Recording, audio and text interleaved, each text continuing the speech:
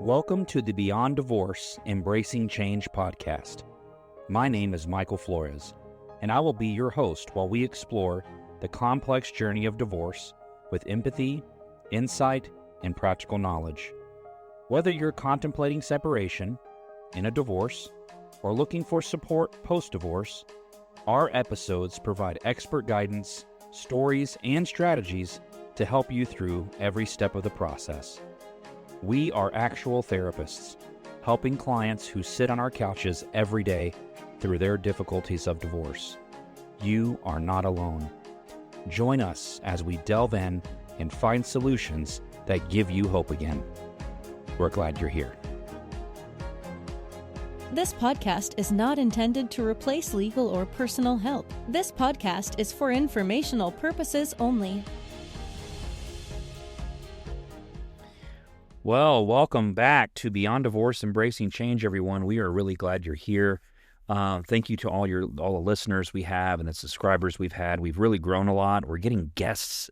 Jen's actually here with me today. Jen, we are getting guests that are checking in, wanting to be part of the show. Ooh, yeah. We're getting to be on some shows too. We're real excited. Some of those podcasts will be coming out soon, so they haven't already hit the pod, but they're coming out. So we're really excited about that. Today, we did an episode, Jen, where we talked about the roles kids play in divorce. Yeah. And you had come to me just the other day and said, hey, I think it'd be helpful to talk about the roles that actual parents play in divorce, kind of how they walk through that. And so I think when I'm looking at our outline, it looks like it's more of kind of how they respond in divorce and then kind of how they transition through that and then kind of getting into a healthier place. So I'm really excited to do this with you. And I guess the first thing I'd say is, what made you think of this idea? Where did this come from? It came from some of my clients. I work primarily with kids, but I also work with the parents. And I've had some situations that were very clear where the parents land or what they're doing is and how it's impacting their kids. So I think that's why the roles that they play, because we don't always realize we move into some kind of roles. Right. And maybe helping understand what those roles are and what they actually do and how it can help or hurt your situation that's going on with the kids and stuff. That's a really good point. It's like you're showing like, okay, so we're, as a therapist, we're looking at the family system from the outside looking in, and we see certain dynamics that they may not be able to see, or they've seen them and overlooked them, or whatever it may be. And so then we are trying to help them. We're kind of flushing that out and going, how do we help you guys collaborate in a way that's most conducive to what truly the child needs? Yeah. You know, one of the things that you'll hear a lot is you'll hear best interest, like it's in the kid's best interest. I'm a stickler for defining that. Yeah. Like, okay, what is that? So, well, I just want their best interest. Well, what is that though? Like, define that for me. Because you'll find that parents will define it a little differently. Oh, absolutely. Because, you know, I have a question. Do you think that these parents have the same kid in each of their homes? Oh, absolutely not. What mom is getting out of their kid at her home and what dad's getting out of the kid at his home is the exact same kid? Not usually. Explain that. Well, I get this from parents. They tell me. They actually, when they do talk to each other and they realize, well, they don't act that way at my house. I've had a parent say that this week. Yes. Because I've never seen that in my home. I don't see that at my home. And, you know, especially in high conflict situations, there's sometimes a parent who says, well, I don't have that problem at my house. When it's clear it may actually happen at their house, they're just ignoring it. That's a possibility. But let's go with what they said. If what they said is true, you're having that problem in your home, but I'm not having that problem in my home. Yeah. Then that would suggest that you have the same kid who are two different people in their respective environments. Well, and I've actually had kids tell me I am one way at mom's house and I'm a different way at dad's house. They literally said... Kids tell you that? I had a kid tell me that. They're like, I'm not the same person. They literally had a different name at the other house. Oh my gosh. At the same time, she really did explain. She was like, no, I can't do this, and this at dad's house. I can at mom's. Yeah. And what's interesting is she would fight with mom. Right. Like physically fight with mom. So she's physically fighting mom in mom's home. Yes. But in dad's home, she stayed quiet and did nothing. She never was physical at dad's. No. But she was at mom's. But she also did not like her dad. I don't like dad, but I'm not I don't physical. like dad's physical beliefs or his beliefs in the way he do things, political, blah, blah, blah. All the things. Well, what it suggests... It's very interesting. So what it suggests to you parents that are listening is that, you guys you're parenting the same kid, but you're not actually experiencing the same kid. Correct. So we're parenting the same kid, yeah, but we're getting a different experience from the same kid. And it's funny because I remember, it's so bad to tell you the story. When I was dating Stephanie, I remember, like, I love my sister-in-law. She's wonderful. But my sister-in-law, like, I've seen the side of her at home, like, where she could get upset, frustrated, or make a comment, whatever. It was so funny. She's the nicest person. Like, when you're out in public and she's with her friends, she's just cool as a cucumber, fun to hang out with. Oh, she's great. I love my sister-in-law. Fun to hang out with now. But what I'm saying is, I know both versions of her. Yes. I've seen both versions. She's probably seen both versions of me, So it think about it. When you go to work, you're a different person. Yeah, you're an employee, right? Everybody is. Yeah. We all have different roles. And when you're with your family, you might be different. When you're with your in-laws, you might be different. You don't think your kids are doing that same thing when they're going between your homes? Absolutely. Okay. So what we're helping parents realize, like, wait, when your co-parent's telling you, I have a very different experience of my own with my kid, that's just not the co-parent's issue. No. That the child is acting different also. And then the question the parents ask is, well, why? Why do you have it in your home like that and I don't? And it may have something to do with the way the parent is responding to the child. Okay, perfect. That's where we're at. Possibly, right. Possibly. So you have the kid's responses, you have the parent response. So we talked about roles kids play. Now we're there. So now we're with parents. So there's a lot of different roles that parents can play. And yes. I'm gonna lay them all out, but there's a couple that I really want to point out because that's what I see the most of. Go for it. There's combative, defensive, alienating, overwhelmed, overcompensating, gatekeeper, an image manager, peacekeeping, and then a parallel parent, which is actually kind of healthy-ish. Okay. So you're talking about a parenting approach, which is paralleling. Yeah. And then you mentioned a peacekeeping parent, so a parent who just wants to maintain peace. Yeah, they want to avoid all the conflict. I don't want to make anything. Yeah. What is an image manager?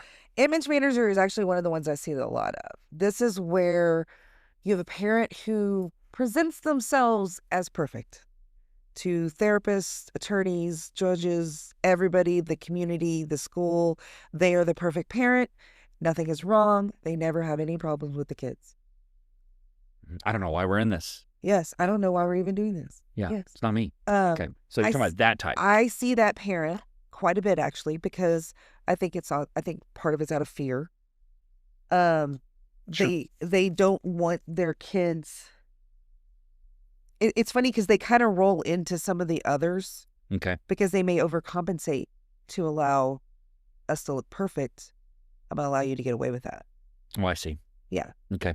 And that's why it's important. It's that person who presents themselves. And I've actually had kids tell me, yeah, my parent is not like this at home. Right. They're only like this in your office.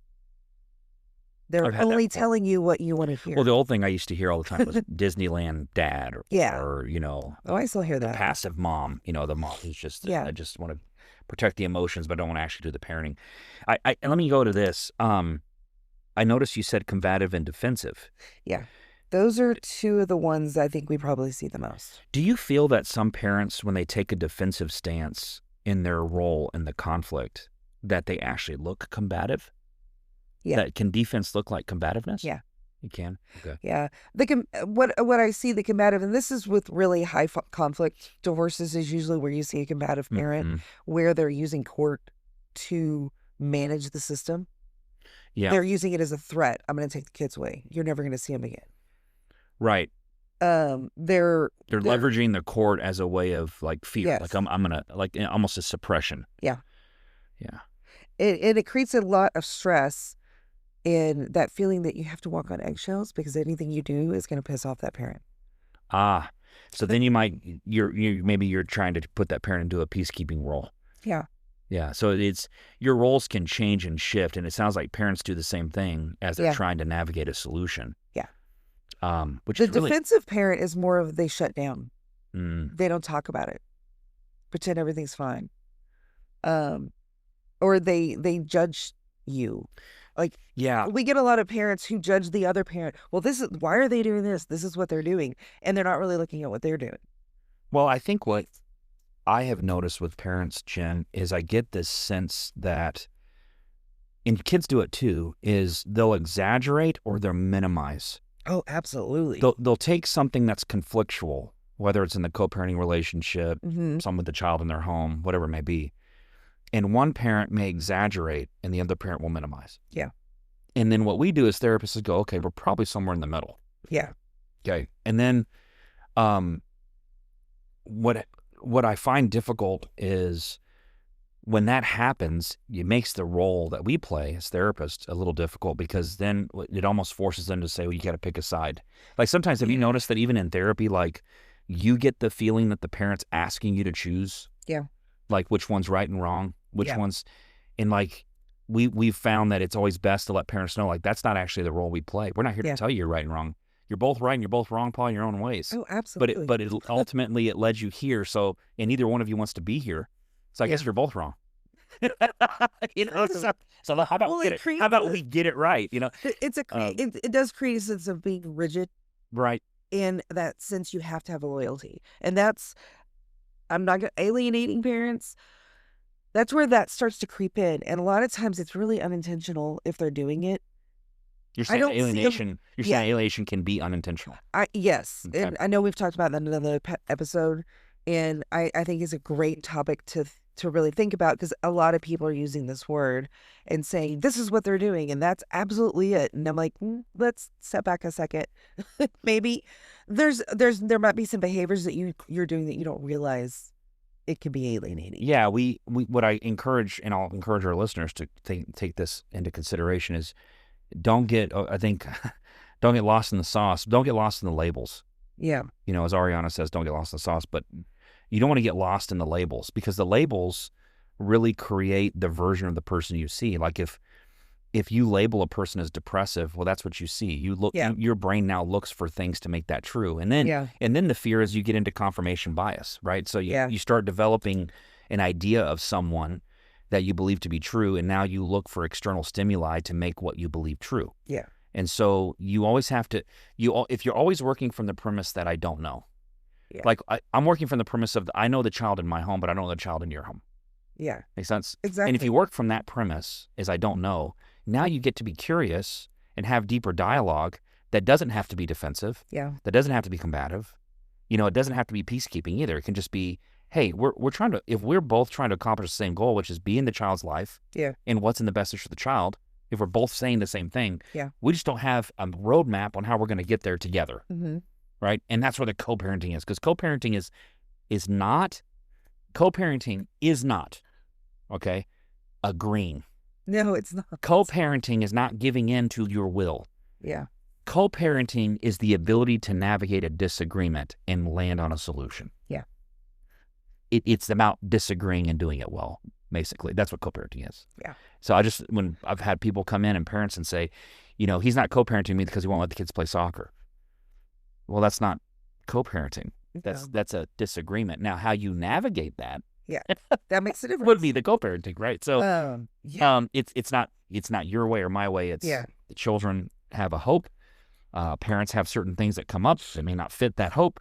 The other parent has a different way of approaching it, and so then it goes, how do we get there? If both parents say yes, we want the kids to play soccer. Unfortunately, I can't get the kid to soccer. The parent says, you know what? I have no problem helping you out. Get the kids soccer if it's still okay. That's fine, but I still feel like I'm going to miss out on some time with the kids. So why don't we alternate some time? Since I'll be taking them to soccer, riding in the car with them, everything else, let's alternate. And now there's this flexibility built in, and we're solving problems, and the kids are playing their soccer, and everyone's kumbaya. And that's kind of the hope, right? So let's talk about some healthy roles. What are some healthy roles? Hold on one second. You want to there's one more parent that I wanted to talk about. Go ahead. And that is the overwhelmed parent. Oh, yeah. Tell me about that one. That parent I see a lot as well. They're overwhelmed by the divorce, the changes, everything that's going on. And one of the things I see is they tend to kind of lean on their kids for emotional support. Oh, yeah. Because they're so stressed out, the kids are going to start taking up a parental role or an adult role in the house to help whichever parent is in that situation. Right. And so I do see that quite often, because kids feel responsible even when they're not. that they're like, well, if I do this, mom won't be upset, or if I do this, dad will be great and he'll be able to relax. The kids want to help.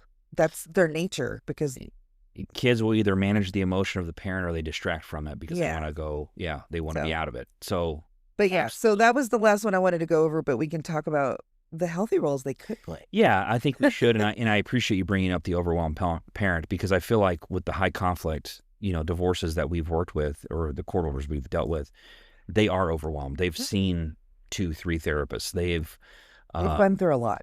Been through a ton. There's been filing after filing. I had one family I worked with, and they'd been going through divorce for, I don't know, somewhere between 7 and 9 years. Some crazy number.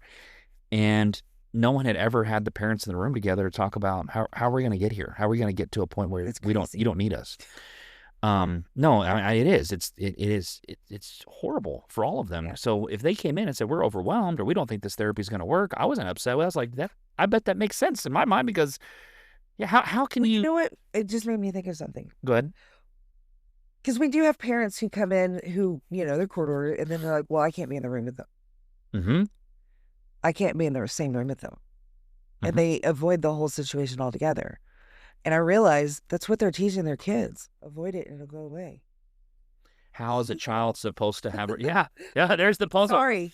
Well, how is the child supposed to do a reconciliation, reunification, when you're constantly the one avoiding them, the parent, and your avoidance is actually training the child that this is what we do to solve this problem, like you said, because we're mirroring that by our own behavior. Yeah. And so I don't disagree with your statement, but you know how hard it is to say, kiddo, you have to sit in the room with your dad, but the other parent doesn't have to. Yeah. And they're like, why am I? I have a kid that I've seen in the past that one of the things she said was she told mom, she was complaining and venting about something that was going on at dad's house, which we know how we go with that. Mm-hmm. And mom was trying to help her, talk to her, and she said, well, you got to get away. You don't have to come over here. Oh, she said it to her mom. Yeah. You got to get away. Yeah. How did mom respond to that? What did she? I don't remember what she said. Oh my gosh, that's a heck of a statement. It is, because it's like, hold on a second. Well, then it puts the parent in a position to feel guilty and be like, I can't keep my kid away. And my kid's saying I got away, which is true, probably for that mom. Yeah. And so now the mom's probably dealing with some guilt going, I can't keep my kid away. Yeah. And so they come in defensive. Yep. For their kid, and it looks alienative to the other parent because they're trying to work through the guilt they feel for the fact that my kid still has to go over there and I got to get away and they don't. And so then they feel like, oh, maybe I should have just stayed married, or no, I should have got away a lot sooner. They go through so much. This is what's happening. Yeah. This is what's happening in the brain of these divorced couples. It's so sad. It's almost like it never ends for them. It's like a continual deal. And so what you do in that situation is, if your kid came to you and said, you got to get away, and you say, and you know what? I got away from a marriage, not from a parent. Exactly. It's a different relation. And it's a different relationship. That's how I handle it with a kid. It's like, well, but wait a second. You and dad's relationship is not the same as mom and dad. As a marital one, right. And so what you do is you say, hey, my child needs to see that even though I'm away and have a life separate from my marriage, it does not mean that I have a separate life from my child. Exactly. And so then you have to say to yourself, parent, you're going to love me for this one, parents, but you have to say to yourself, like, I'm going to have to figure out a way to be able to be in a room with my ex, to be able to coexist with my ex, because my child needs that. Yep. I don't want it, but my child needs it. Well, that's how we get into the healthy roles. Yeah, it's not how many times have you told a parent, it's not about what you want, it's what the kid needs? Yeah. And when you're going to say best interest of child, not best interest of self, like be careful how you define that, Mm-hmm. So I'm starting to get on a little box here. I better back up. So I'm gonna. Let's talk about the healthy one. Yeah, let's get into the healthy, because I'm gonna get on my own little box here. Okay. My favorite one is the cooperative co-parent. This is someone is working as a parent, working together to find a solution to whatever the issue is, being consistent and being civil. Consistent, civil. What was the other word you said? You said something else about cooperative co-parents. Finding solutions. Yeah. They're solution-driven. Solution-driven. It's what we do all day. Well, as therapists, I mean, that's and it can be parallel because, I mean, if you have still a high conflict even after the divorce, you may not be able to have super great conversations. So to explain paralleling to parents, paralleling is like a railroad track. Yeah. Think of a railroad. You know, if the railroad track intersected, like crosses, right? They have to have the way the rail car can be on the railway is that the two lines have to parallel each other and not necessarily cross. If they cross, the wheels will get all whatever it'll wreck. The train will wreck. So paralleling is we work side by side, but we never intersect. We're not crossing. We're not having Christmases together. You know, we're not going to events together, but we're both still at events. We just parallel. Now, I will say that, in my opinion, gosh, paralleling sucks. It does. It's hard. In my opinion. I'm not saying it's bad. I'm saying it sucks because the kid, when you're a child who wants to love both your parents and your parents are paralleling, this is the kid's view. I'm playing a baseball game. I look in the stands. Dad's on one side and mom's on the other. That's what paralleling may look like. Co-parenting, I'm not saying this is co-parenting, but even if you're paralleling in your parenting approach, you're sitting at the baseball game, you're at least in proximity enough that when the kid looks in the stands, they see everybody at once. Everyone's there. They don't have to turn their head. That is such a gift to children. Absolutely. And parents forget that. I've had kids just tell me their greatest wish is that their mom and dad could sit together. I've had that. I had one kid that just wanted his parents to take a picture with him when he graduated in the same photograph. So it's not, I need one photograph with mom and stepdad, and I need a photograph with dad and stepmom. I want a photograph with just my mom and my dad. I actually had a client recently who mom was so excited to show me a picture of mom, dad, dad's girlfriend, and the kid in one picture. She wanted a picture with everyone. Good for mom. Yeah. Good for her. I know. And then she was excited because this happened. Yeah, it's for your child. Yeah. You know, so good for mom. You give her kudos? Oh, yeah. Okay. All right. Good for you, Jen. Don't miss those moments. No. All right. Let's talk about emotionally safe. So I hear healthy rules. What does that mean? Being calm. Validating your kids' feelings, validating what's going on with them, and responding versus reacting. Yeah, I know. You guys are about to get a little nugget here. I tell kids all the time, you get a voice, not a choice. You get an opinion, not a decision. An emotionally safe parent is always available to hear you. It doesn't mean they're going to always agree with you. Exactly. And kids confuse voice and choice. Yeah. And they believe that so when they're asking for something that a parent's just not going to do or not willing to do, they think that the parent's they're not hearing me. I'm not being understood. Oh, yeah. Well, there's a difference between I'm understanding you, I don't agree with you. Yeah. Like that's okay. So are they not hearing you? Or are they not agreeing with you? Exactly. You know, and we have to clear that up sometimes in conversation. But an emotionally safe parent is the one, it should be both. Yeah. You're available. And let's change that. The word safe, safe is a weird it's like a trigger word for me because the people misuse it. Safe and discomfort are two different things. And kids are saying the word safe when they mean discomfort. Yeah. Kids use the word anxiety when they mean dread. Yeah. Okay? And so language matters. It does. So if a kid's going to use the word safe with me, they better be able to define it. Yeah. And I need to know what that means because when I hear a word emotionally safe, what it means emotionally available. Yeah. That's what I'm hearing there. Absolutely. Does that sound about right? Yeah. Okay. Structured and reliable. This is your parent who is routine-based. Oh. They provide security. Mm-hmm. You know the consistencies. It's that consistency. Yeah. The kid knows what to expect. Mm-hmm. The other parent knows what to expect. They are consistent with what they do. Yeah, that works well for kids too. And well, there's a reason why we go to school. It's structured. We need structure in our lives when we're young. You know, it's funny. Sometimes when we're adults. I've seen teachers actually get better behavior out of kids than the parents. Oh, absolutely. And I agree with you. I think that part of it is they're emotionally available to the kid. Yeah. And they have a very strict structure. Yes. This is what we do. And the kids go into that environment knowing exactly what the expectations are, and it's clear. I have a client that I recently saw that they were a little hyper in my office. It happens. I see a lot of kids. And I asked, so do we act like this at school? And they're like, no. I was like, okay, can we pretend we're at school right now? Mm-hmm. Because we needed to actually sit down and talk about some stuff. But it is the same thing. You get a different sense of authority when you're at school. Yeah. And so teachers have a little extra on them. There you go. What are the last two? The last two, the boundary keeper This is the parent who is very much, the kids are not involved in adult situations. Oh, that's good. Conversations. Yeah. They don't talk about court. They don't talk about the other home. They keep things very clear. They don't talk about their marriage. No, they talk about what's going on with the kid. Yeah. And what they need and what they don't need. Mm-hmm. And honestly, if they have a kid that says, hey, this happened at mom's house, what do I do? You're going to need to talk to your mom about that. That's where they keep the boundary. It's not their role to fix that. The detriangulating parent. Absolutely. Yeah. Go back and listen to some podcasts on detriangulation. We don't have to reteach it. But yeah, detriangulating situations is a good way to keep a boundary. And then the supportive transition partner, this is allowing your kids when they're transitioning from home to home, is letting that kid know it's okay to love both your parents, giving them space to kind of acclimate back to your house. You think space and permission?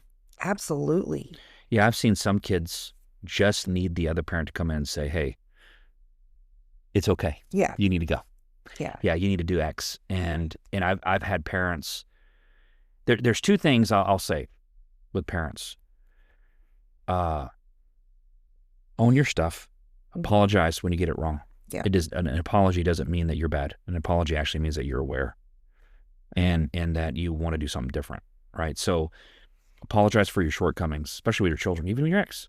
Hey, I'm sorry. I wasn't a good husband to you. I wasn't a good wife to you. Yeah. You know, I could have done it better. I missed some pieces. Or maybe I felt like I was doing everything correct because the other one probably feels the same way. Yeah. But unfortunately, I wasn't in some ways. That's very highly likely, right? I just saw a video the other day, and a guy asked a lady who'd been married, 40-something years, and he said, what's the best marriage advice you got? Yeah. So he asked her. You want to know what she said? What? Everything's forgivable. Yeah. Pretty much. No, I'm dead serious. She literally said, you want the best marriage advice? Everything's forgivable. Like, you literally can get through anything if you really want to. Not everybody wants to. No. Not everybody wants to change. Not everybody wants to live a different lifestyle. And that may not be the lifestyle you get to have together because you're like, unfortunately, I can't live that way. Yeah. But if you really want to, if you're both committed to it. Yeah, absolutely. Right, everything is forgivable. I mean, I was just like, that's deep. It makes me think of the parents that we've had who decided to get back together. I've had that. I know you have. Yeah. Where they're like, we're not going to do this. And oh, wait, but maybe we are. Mm-hmm. And they figure out a different way to have their life that they wanted.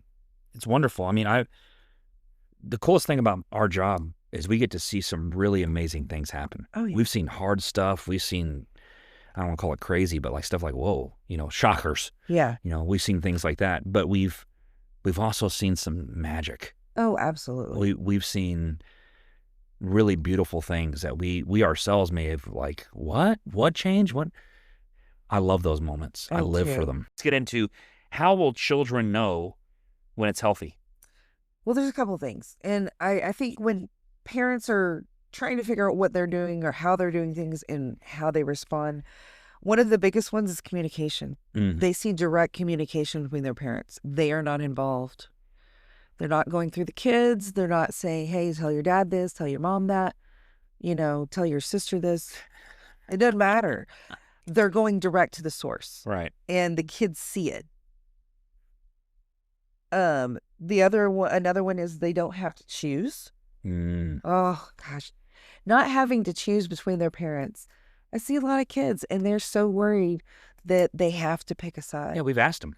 You feel like you have to choose? Yeah, I ask them all the time. And they're like, yeah, I do. And it's if they don't feel like they have to choose, they know they're safe and secure at both homes. So how does a parent help their kid know you don't have to choose? What's a way? I mean, that's the simplest way is just tell them. Encourage them to have a relationship with the other parent. And you know what, parents? I'm going to challenge you with something. If they choose you, say thank you. Now you need to choose them. Yeah. So now I'm sitting here thinking about these parents and going, I know you love your kids and I know you want to maintain your relationships with them. Not saying you should let them go, but when you know they're rejecting the other parent for not a legitimately good reason other than they're probably feeling like they have to pick a side, you need to let them go. Yeah. And you need to say, hey, look, I love you. I'm always here. But if I'm in their shoes, I wouldn't want to feel what they feel. Yeah. I wouldn't want to feel like you're having to pick me over them. Mm-hmm. And as much as I feel gratitude that you love me that much that you would want to be with me. Yeah. I still think that you need them to. Exactly. We were talking about, things that they could do differently to help their kids. Mm-hmm. And I asked him it was a dad, and I was like, what do you think you need to change? He's like, I need to give him more space. Oh, wow. He's like, but I don't want to let go. It's that fear. And I was like, I said, but you're assuming that's what it means. Yeah. I said, that's the thing.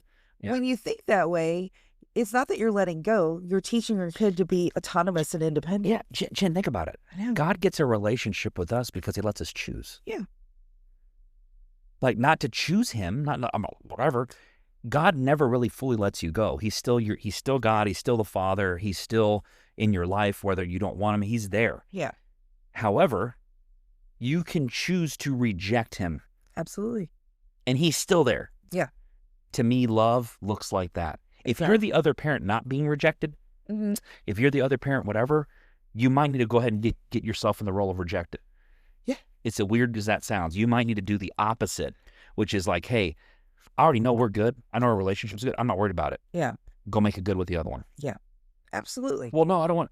Well, hold on. If your relationship's really that good and in check, it doesn't matter if they go have a relationship with them. Exactly. It changes nothing with I yours. said the same thing to the parent. I've told multiple parents that. I was like, if you have the relationship that you want with your children, whatever the other parent does or says, it doesn't matter. Well, I think there's an attorney that asked the question. We talked about it at a baseball thing, and the question was, if what they say is stronger than what you've shown your kids, what does that say about what you've shown your kids? Exactly. Their words mean more than your actions? Come on now. Typically not. Give me that. Don't give me that mess. So I get the last couple of things about kids up. knowing it's healthy, not being involved in adult conversations. Yeah, they even order that. They don't need to know what's going on in your relationship. They don't need to know about you and dad fighting about, who's going to take you to soccer practice. I'm cool when a kid doesn't know. How are your parents doing? I don't know.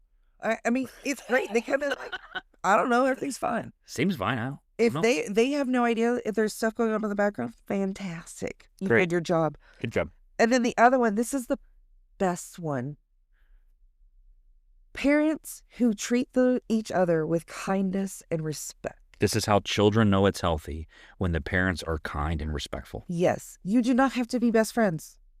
You don't have to like each other, but you have to be kind and respectful, especially in front of your children. That's all. Okay.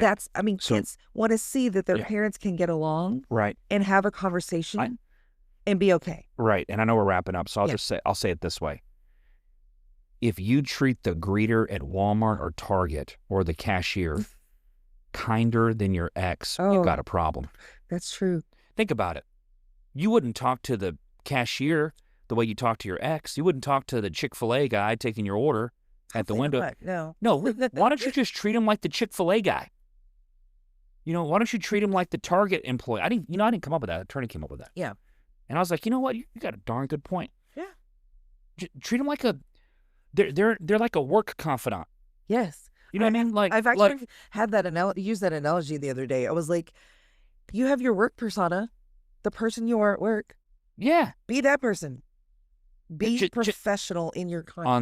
On the inside, I know you're dying in there. Yes. But on the outside, for your child, yes, you're going to be kind and respectful. Yes. Like you are to the people at the Chick-fil-A. And that's what's sad is I'm sitting here thinking, but I've seen people be mean to those chicks. Oh, I have too. I was thinking that. Oh my gosh. How ridiculous. Okay. Anyway, we'll wrap it up. Thank you, Jen, for this. I love that we transitioned from topics of the common roles that parents play to the healthy roles parents can play and how children know it's healthy. So just a couple things. Parents, we get it. You're navigating a lot.